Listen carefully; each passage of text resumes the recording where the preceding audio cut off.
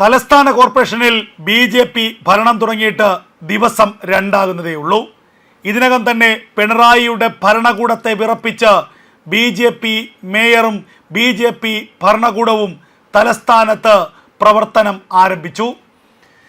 തലസ്ഥാന കോർപ്പറേഷനിൽ ഭരണം ആരംഭിച്ച് ആദ്യമെടുത്ത BJPയുടെ തീരുമാനം തലസ്ഥാനത്തെ വൃദ്ധ മാതാപിതാക്കളുടെ പെൻഷനുമായി ബന്ധപ്പെട്ട് അവരുടെ ആരോഗ്യ സംരക്ഷണവുമായി ബന്ധപ്പെട്ട മെഡിക്കൽ സഹായമായിരുന്നു. അതിനുവേണ്ടി 50.52 കോടി രൂപ വകയിരുത്തുകയായിരുന്നു തിരുവനന്തപുരം കോർപ്പറേഷൻ ചെയ്തത്. കോർപ്പറേഷൻ പരിധിയിലുള്ള പ്രായമായ മാതാപിതാക്കളുടെ ചികിത്സാ സഹായത്തിന് വേണ്ടി കോർപ്പറേഷന്റെ തനത് ഫണ്ടിൽ നിന്നും കോടിക്കണക്കിന് രൂപ വകയിരുത്തി. ഇത് അക്ഷരാർത്ഥത്തിൽ സംസ്ഥാനത്തെ ആരോഗ്യ മേഖലയോടുള്ള സത്യത്തിലൊരു വെല്ലുവിളി തന്നെയായിരുന്നു. തലസ്ഥാന കോർപ്പറേഷന്റെ കീഴിലുള്ള പ്രായമായ വൃദ്ധ മാതാപിതാക്കളുടെ ചികിത്സയ്ക്ക് ഇനി പിണറായി സർക്കാരിന്റെ മുന്നിൽ കൈനീട്ടേണ്ടതില്ല എന്നതായിരുന്നു ഈ തീരുമാനത്തിന്റെ ഏറ്റവും വലിയ പ്രത്യേകത. ആദ്യമെടുത്ത തീരുമാനം ഒരു കോർപ്പറേഷന്റെ മേയറായി ചുമതലയേറ്റ് VV രാജേഷ് എന്ന BJPയുടെ മുൻ ജില്ലാ പ്രസിഡന്റ്, മുൻ സംസ്ഥാന അധ്യക്ഷൻ, നിലവിൽ BJPയുടെ സംസ്ഥാന സെക്രട്ടറിയായ VV രാജേഷ് എടുത്ത ആദ്യ തീരുമാനം തന്നെ ചരിത്രപരമായി എന്നുള്ളതാണ് ഏറ്റവും വലിയ യാഥാർത്ഥ്യം. അതിനുശേഷം എടുത്ത തീരുമാനമോ മറ്റൊന്നുമായിരുന്നില്ല. ഈ സർക്കാരിലെ ഏറ്റവും തലയെടുപ്പുള്ള മന്ത്രിയായിട്ടുള്ള KB ഗണേഷ് കുമാറിനെ നേർക്ക് നേർ വെല്ലുവിളിച്ചുകൊണ്ടുള്ള ഒരു തീരുമാനം. കോർപ്പറേഷന്റെ കോടിക്കണക്കിന് രൂപ മുടക്കിക്കൊണ്ട് കേന്ദ്ര നഗരാസൂത്രണ പദ്ധതിയുടെ ഭാഗമായി തലസ്ഥാന നഗരത്തിന് തിരുവനന്തപുരം കോർപ്പറേഷന് അനുവദിച്ച 113 ബസ്സുകൾ, ആ 113 ബസ്സുകളും ഇനി തലസ്ഥാന കോർപ്പറേഷന്റെ പരിധിയിൽ മാത്രം ഓടിയാൽ മതി എന്ന തീരുമാനം. തലസ്ഥാന നഗരത്തിന് വേണ്ടി തലസ്ഥാനത്തിന്റെ കോർപ്പറേഷന്റെ കൂടി സഹായത്തോടു കൂടി കേന്ദ്ര സർക്കാർ നൽകിയ 113 ബസ്സുകളിൽ ബഹുഭൂരിപക്ഷവും ഓടുന്നത് മറ്റുള്ള ജില്ലകളിൽ. ഈ ബസ്സുകൾ എന്തിനേറെ പറയുന്നു, ഈ ബസ്സുകൾ നിലയ്ക്കൽ മുതൽ പമ്പ വരെ ഓടിച്ച് കോടിക്കണക്കിന് രൂപ KSRTC വരുമാനമുണ്ടാക്കുന്നു.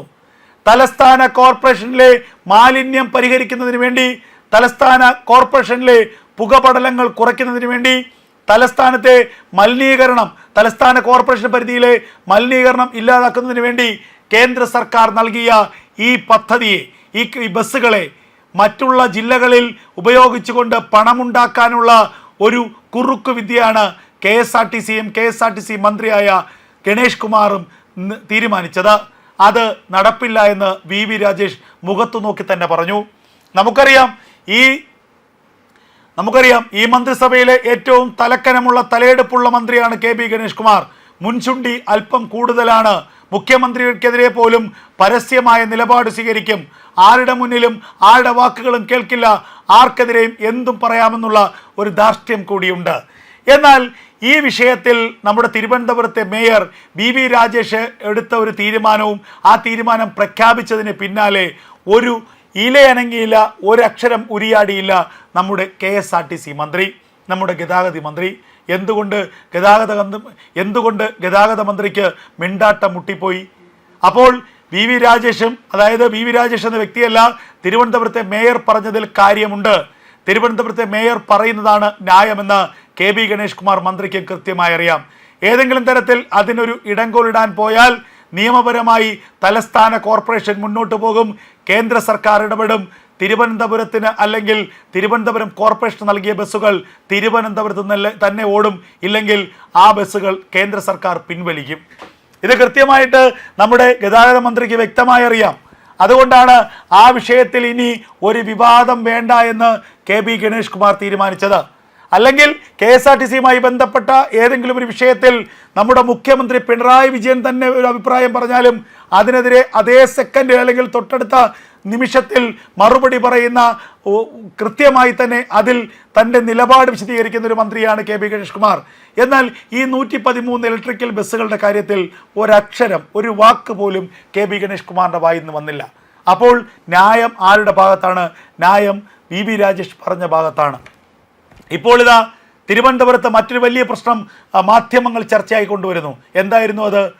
തിരുവനന്തപുരത്ത് തലസ്ഥാനത്ത് ശാസ്തമംഗലം വാർഡിൻ്റെ പരിധിയിൽ വട്ടിയൂർക്കാവ് MLA VK പ്രശാന്തിൻ്റെ ഓഫീസ് സ്ഥിതി ചെയ്യുന്ന കെട്ടിടം, ആ കെട്ടിടം കോർപ്പറേഷൻ കെട്ടിടമാണ്. ആ കെട്ടിടത്തിൽ കൗൺസിലർക്കാണ് ഓഫീസ് അനുവദിക്കേണ്ടത്. എന്നാൽ അനധികൃതമായി കഴിഞ്ഞ 5 വർഷക്കാലമായി VK പ്രശാന്തിന്റെ ഓഫീസ് അവിടെ സ്ഥിതി ചെയ്യുന്നു. അവിടെ കോർപ്പറേഷന്റെ കൗൺസിലർക്ക് ആവശ്യത്തിന് സ്പേസ് ഇല്ല. കൗൺസിലറുടെ ഓഫീസിൽ നിന്ന് തിരിയാൻ ഇടമില്ല. ഒരു കക്കൂസിന് സമാനമായിട്ടുള്ള ഒരു കെട്ടിടം, ടോയ്ലറ്റ് മുറിയിലാണ് ഫയലുകൾ സൂക്ഷിക്കുന്നത്. അത്രത്തോളം ശോചനീയമായ അവസ്ഥയാണ് കൗൺസിലറുടെ ഓഫീസ്. അതേസമയം 300-350 സ്ക്വയർ ഫീറ്റിൽ അതിവിശാലമായ ഓഫീസ് MLAക്കുണ്ട്. MLA കൊടുക്കുന്നതോ 800-900 രൂപ. 10-30,000 രൂപ വാടക ലഭിക്കേണ്ട ഏറ്റവും പോഷായിട്ടുള്ള ഒരു ഏരിയയിൽ, ആ ഏരിയയിലെ അടിസ്ഥാന സൗകര്യം സർക്കാരിൻ്റെ ആണെങ്കിൽ പോലും അത് ദുരുപയോഗം ചെയ്യുകയാണ് MLA ചെയ്തുകൊണ്ടിരിക്കുന്നത്. MLAക്ക് 30,000 മുതൽ 50,000 രൂപ വരെ തൻ്റെ ഓഫീസ് പ്രവർത്തിക്കാനായി സംസ്ഥാന സർക്കാരിൻ്റെ ഖജനാവിൽ തന്നെ നൽകുന്നുണ്ട്. ആ പണം എവിടേക്കാണ് പോകുന്നത്?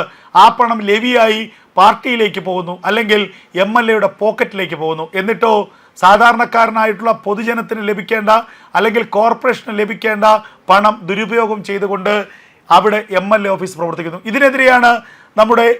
ഇതിനെതിരെയാണ് കൗൺസിലർ R ശ്രീലേഖ പരാതി പറഞ്ഞത്. ആ പരാതിയെ വിവാദമാക്കി അവിടെ കടകംപള്ളിയും വീശുവൻകുട്ടിയും ഒക്കെ ഇടപെട്ട് CPMന്റെ കടന്നൽക്കൂട്ടം ഒന്നാകെ ഇളകി R ശ്രീലേഖയെ ഭയപ്പെടുത്തി അങ്ങ് മൂലയിലിരുത്താമെന്ന് കരുതി. എന്നാൽ R ശ്രീലേഖ പോലെയുള്ള ഒരു പെൺപുലി, ആ പുലി ഇറങ്ങിയത് ജയിക്കാൻ വേണ്ടി തന്നെയാണ്, വെറുതെ മുട്ടി നോക്കാനല്ല, തോൽപ്പിക്കാൻ വേണ്ടി തന്നെയാണ്. ശ്രീലേഖയുടെ വിവാദം വന്നതിന് പിന്നാലെ VV രാജേഷ് പറഞ്ഞത് ഒരൊറ്റ വാക്ക് മാത്രമേ ഉള്ളൂ: കോർപ്പറേഷന്റെ കെട്ടിടങ്ങൾ അനധികൃതമായി ചുരുങ്ങിയ നിരക്കിൽ, തുച്ഛമായ നിരക്കിൽ ആരൊക്കെ ദുരുപയോഗം ചെയ്യുന്നുണ്ടോ അതെല്ലാം പുനഃപരിശോധിക്കും. വിഷയം ഇത്രയേ ഉള്ളൂ. അത് CPMിട്ടുള്ള കൊട്ട് മാത്രമല്ല, ഈ കോർപ്പറേഷൻ ഭരണത്തിൻ്റെ തണലിൽ കഴിഞ്ഞ കാലങ്ങളിൽ CPMന്റെ ശിപായികളും CPMന്റെ കമ്മികളും CPMന്റെ സഖാക്കന്മാരും കോർപ്പറേഷന്റെ ഏതൊക്കെ കെട്ടിടങ്ങളെ ചെറിയ വാടകയ്ക്ക് ദുരുപയോഗം ചെയ്തിട്ടുണ്ടോ, ചെറിയ വാടകയ്ക്ക് അതെടുത്ത് കീശ വീർപ്പിച്ചിട്ടുണ്ടോ, ആ പണം മുഴുവൻ തിരിച്ചു പിടിക്കും. ഇതുകൂടാതെ ഏറ്റവും നിർണായകമായ മറ്റൊരു നീക്കത്തിലേക്ക് കൂടി നീങ്ങുകയാണ് തിരുവനന്തപുരം കോർപ്പറേഷൻ. കഴിഞ്ഞ 5 വർഷക്കാലം ആര്യ രാജേന്ദ്രന്റെ ഭരണത്തിന് കീഴിൽ കോർപ്പറേഷനിൽ നടന്ന കോടിക്കണക്കിന് രൂപയുടെ അഴിമതി, 200 കോടിയിലധികം രൂപയുടെ പ്രത്യക്ഷത്തിലുള്ള അഴിമതി, ആ അഴിമതിയെക്കുറിച്ചുള്ള ഒരു വിജിലൻസ് അന്വേഷണത്തിനും ആ അഴിമതിയെക്കുറിച്ചുള്ള സമഗ്ര അന്വേഷണത്തിന് നീങ്ങുകയാണ് തിരുവനന്തപുരത്തെ പുതിയ കോർപ്പറേഷൻ ഭരണകൂടം. സത്യത്തിൽ പിണറായി സർക്കാരിന് വലിയ തലവേദന ഇതിനകം തന്നെ സൃഷ്ടിച്ചു കഴിഞ്ഞിരിക്കുന്നു തലസ്ഥാന കോർപ്പറേഷൻ. കേവലം അധികാരമേറ്റ് 2 ദിവസം പിന്നിടുമ്പോൾ പിണറായിയുടെ ഉറക്കം കെടുത്തുകയാണ് VV രാജേഷും കൂട്ടരും. തിരുവനന്തപുരം കോർപ്പറേഷനിലെ ഭരണം ഇങ്ങനെ പോവുകയാണെങ്കിൽ പിണറായിയുടെ ആപ്പീസ് പൂട്ടുമെന്ന കാര്യത്തിൽ യാതൊരു സംശയവുമില്ല. പിണറായി ഭരണത്തിന് ഒരു തലവേദനയായി തിരുവനന്തപുരം കോർപ്പറേഷൻ മാറും. കേന്ദ്ര സർക്കാരിൻ്റെ പിന്തുണയുണ്ട്, കേന്ദ്ര നഗരാസൂത്രണ മന്ത്രാലയത്തിൻ്റെ പിന്തുണയുണ്ട്, കേന്ദ്ര നഗര മന്ത്രാലയത്തിൻ്റെ പിന്തുണയുണ്ട്. ഇതെല്ലാം കയ്യിൽ വെച്ചുകൊണ്ട് തിരുവനന്തപുരം കോർപ്പറേഷൻ ഒരു മാതൃകാ കോർപ്പറേഷനാക്കി ഭരിച്ചു കാണിക്കാനുള്ള ആവേശത്തിലാണ് BJPയുടെ തലസ്ഥാന നേതൃത്വം.